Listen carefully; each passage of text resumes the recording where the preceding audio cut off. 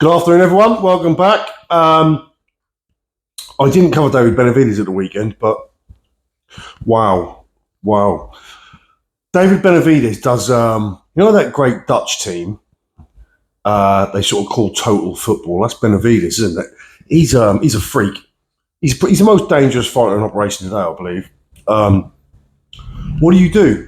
Get on your bike and box him. He hunts you down and destroys you. Stand and trade with him. He just destroys you. Absolute freak. But what a performance. Daniel Dubois against Fabio Wardley this weekend, or Fabio Wardley, Daniel Dubois, I should say, as Fabio is champion. This fight's really got people split of opinions of who's going to win. And there are justifiable cases for both. But it seems to be, I think the majority of picks are slightly edged towards Daniel with good reason, totally.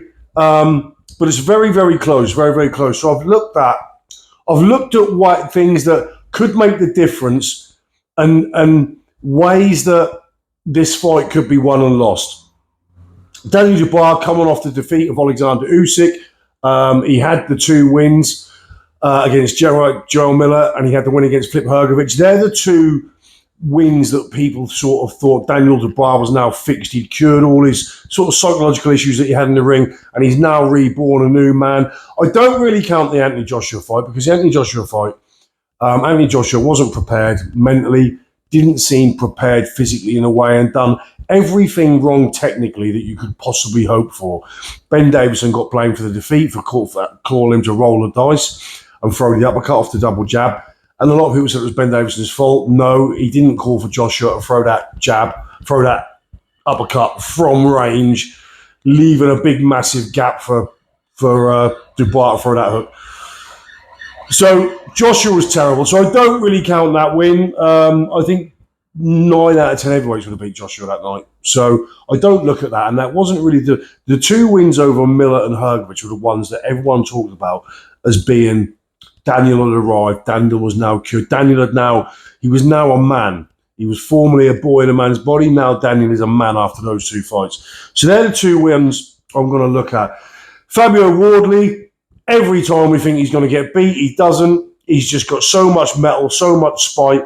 And Fabio Wardley, for me, has been improving. I said a long time after the first Fraser Clark fight that if he carries on like that, it'll only carry him to a certain level, because at a certain level, he won't be able to escape getting hit that often, that much, and having that little disregard for defense. So, and part of me still stands by that to a degree. So, but we've had him. He pulled out of the bag against Justice Hooney after losing almost every minute of every round. Some say a lucky punch. No, the way he slipped to the side through the shot, they'd worked on that. You'd seen they'd worked on that, and it was something that was drilled. And I suppose you could say he was lucky to get the opportunity to throw it. But listen, when you can still do that, and you're still 9 rounds down, and you can still throw a move that you've drilled, and you stick with it, I suppose you get your just desserts. So full credit to Fabio. Then we had Joseph Parker. Now, I think the Joseph Parker fight, Fabio really showed more improvement, incremental improvement from fight to fight than he had before. And really, Parker at that time was probably considered 3rd best heavyweight in the world, 3rd or 4th. He was certainly in there with the elites as viable opponents for the top guys and vying for a strap himself. So the Joseph Parker fight was a big step up. Many of us thought he was going to lose. I don't know who I remember predicting for that fight, but overwhelming favourite was Parker, just because of the level he'd boxed at and the level that Fabio Wardley had yet to box at, having the handful of white-collar fights and then just blazing a trail through the heavyweight division. Nonetheless, I thought Fabio showed major improvements in that. I thought his feet were a lot better. I thought his balance was a lot better. His repertoire of shots is really good, and that's been good for quite a while. He's got every shot in the book. He now utilises a fantastic uppercut, one of the best uppercuts in the division. Yes, he still gets hit. A lot of that is down to his sort of hyper-offensive style.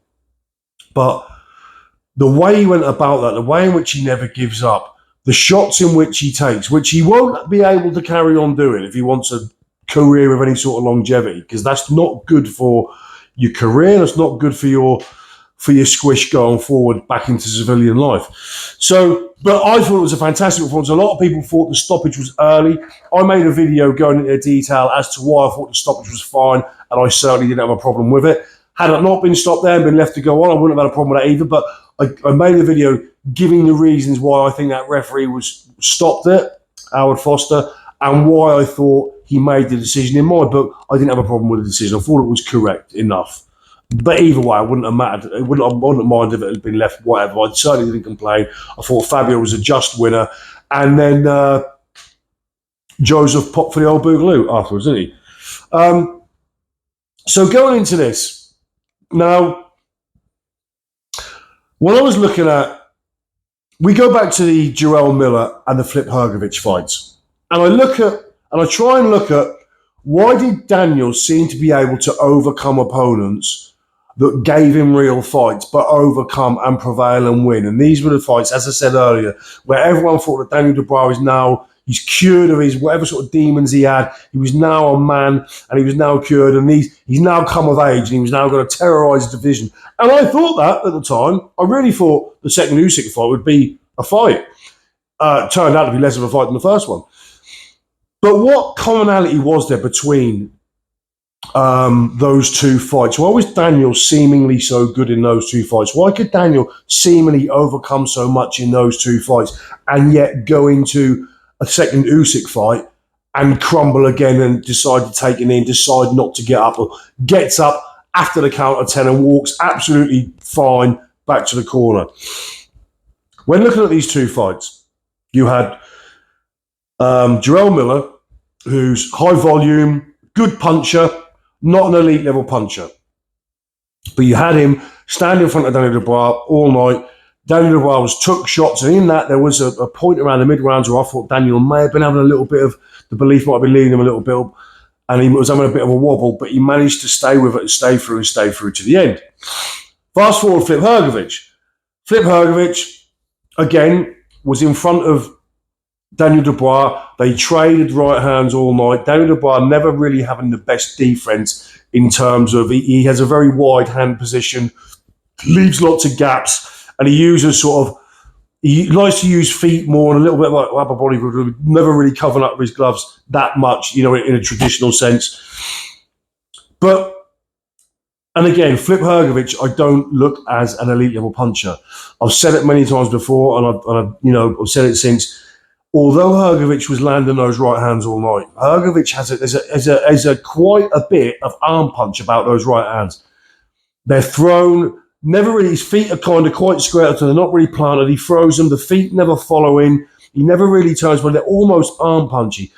He landed right hands all night, but none of those right hands for me were very good, and they didn't. I mean, he's a heavyweight. If I got hit with Hrgovic's right hand, I wake up in the next century, if at all. But at the elite heavyweight level, that right hand is not going to cause a majority of decent heavyweights who can absorb a shot much problem. It's just not thrown well enough. So the two things in common to me, and which, again, and then when you take the Usyk fight after that, and this, I'm going to take this into kind of an almost prediction, is that the belief that Dubois had this mental weakness and he would capitulate when things got tough is kind of true, but not completely true. What Daniel Dubois displayed in those two fights was that although he was getting hit at will, and a lot of those rounds were uber competitive in both of those fights, Daniel Dubois got a very good chin in terms of physically, in terms of taking a shot. His shot absorption is very good. That's not his problem. We've said for a long time, I have said that because of Daniel Dubois, who we kind of believe is on some kind of scale, he's a sort of an on-top fighter, stroke point and shoot fighter, and there may be even a little bit of bully in the as a fighter. When a guy will stand in front of Daniel Dubois, as Miller did and as Hrgovic did, as long as Daniel Dubois and Dubois' games plans are always, to me, built around offense. They're his offense. Daniel Dubois is a puncher. Yes, he's a good boxer. You could say he's almost a box puncher, but everything is built around Daniel Dubois' power and Daniel Dubois' ability to hit people and at some point get rid of him with his punch power. Now, the Jarrell Miller fight and the Flip Hrgovic fight, in both of those fights, even though he was getting hit, and where people would say, well, how he overcame that? He overcame that because where Daniel Dubois, for me, breaks down is when he cannot make his offense effective. Alexander Usyk took the effectiveness of Daniel Dubois' offense away. Now, although Flip Hrgovic and Jarrell Miller were in front of him and Dubois was taking shots, Dubois was also all the time at will able to land his shots. And for me, it's you take away Daniel Dubois' ability to have an effective offense, and that's when he loses heart.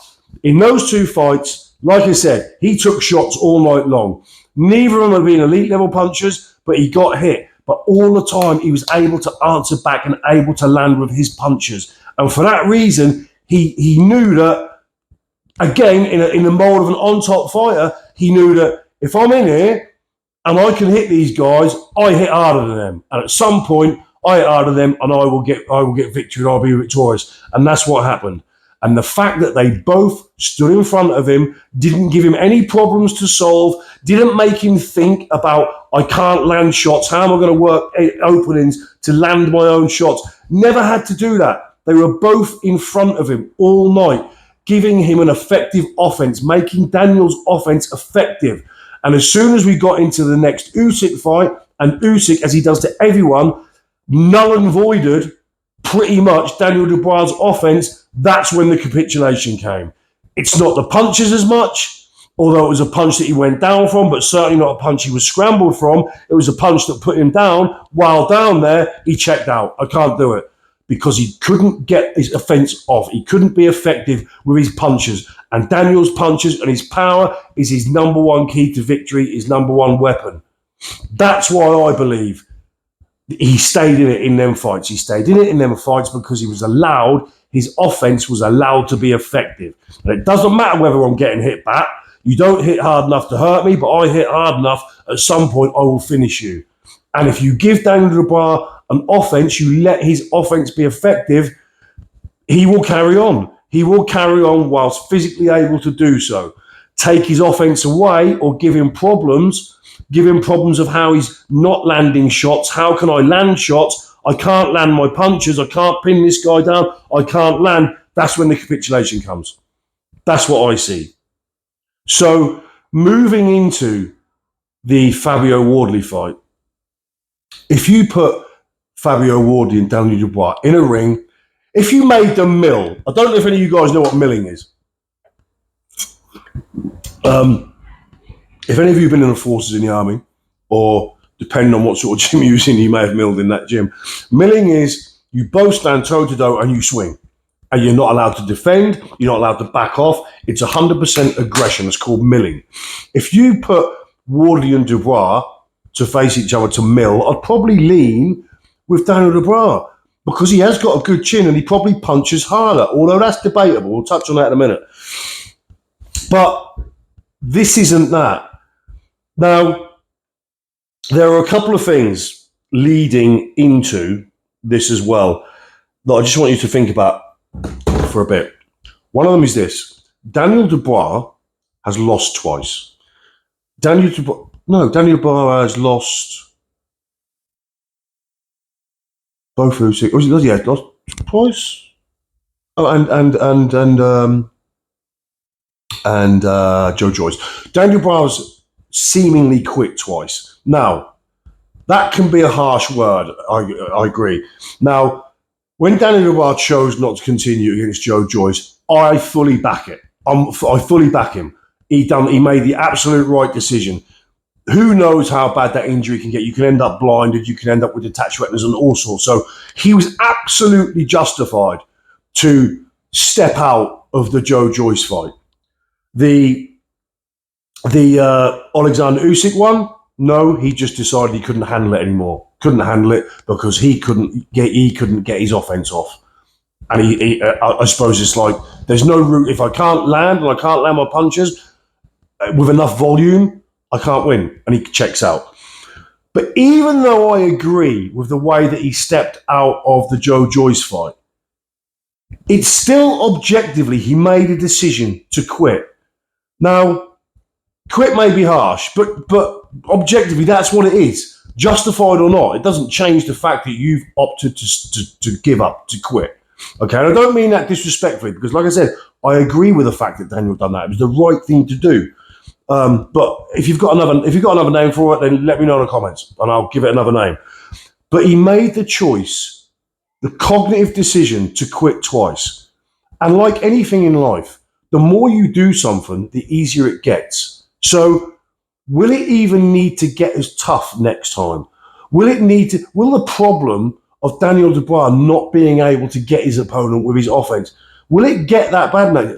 Quitting gets easier the more you do it. It just does, same as anything in life. So there's that to think about. There's also this. Ben Davison is in Fabio Wardley's corner. Now, say what you want about the Joshua fight. I rate Ben Davison as a trainer. He's very cerebral, and a lot of times the Lee Wiley team, the backroom work that they do, the research that they do, the shots that you see their fighters doing in the dressing rooms, on quite a few occasions now, you've seen in the fight and they've made the difference. So I really rate Ben Davison. So Ben Davison was in Joshua's corner where he got splattered around the ring. So Ben Davison has a real up close and personal, being on the sharp end of Team Dubois and Daniel Dubois. So anything that's there to exploit and any plan that they should drop to go about, if it's to be successful, I think Ben Davison is best placed, almost over anyone, to make those decisions and devise that plan. There's also the fact of Daniel Dubois has peaked for me. I don't think technically and on a skill level, plus Daniel Dubois has been doing this from a very early age. So when someone's boxed from a very early age, it's very hard for them to change drastically in this sort of latter stages of their career. Not latter stages, he's only in his late 20s, but in essence, Daniel Dubois is not getting any better. I believe we've seen the best of Daniel Dubois. Fabio Wardley is still getting better.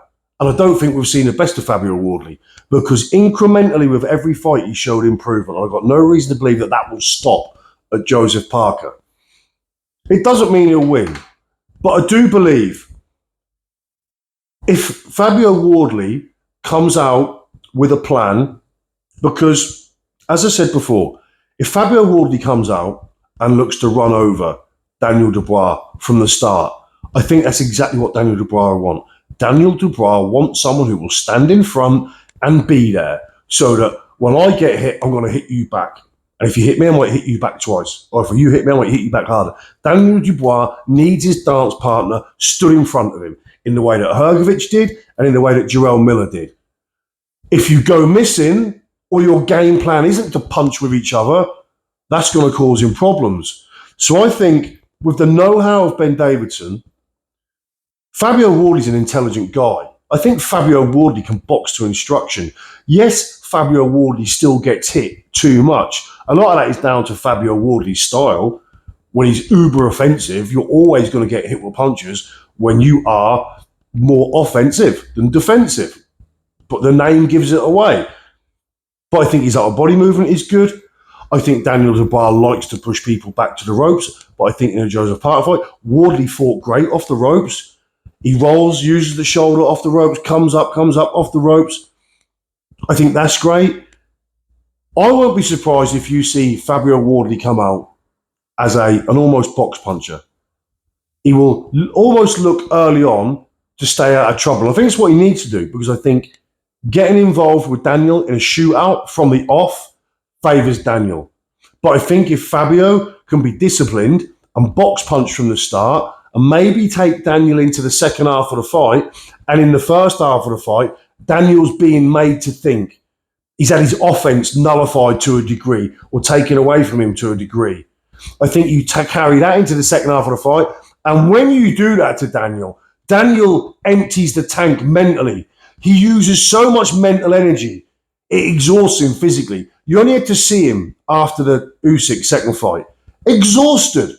because he was trying to work out a problem but never could. He was never going to be able to work out that problem, ever.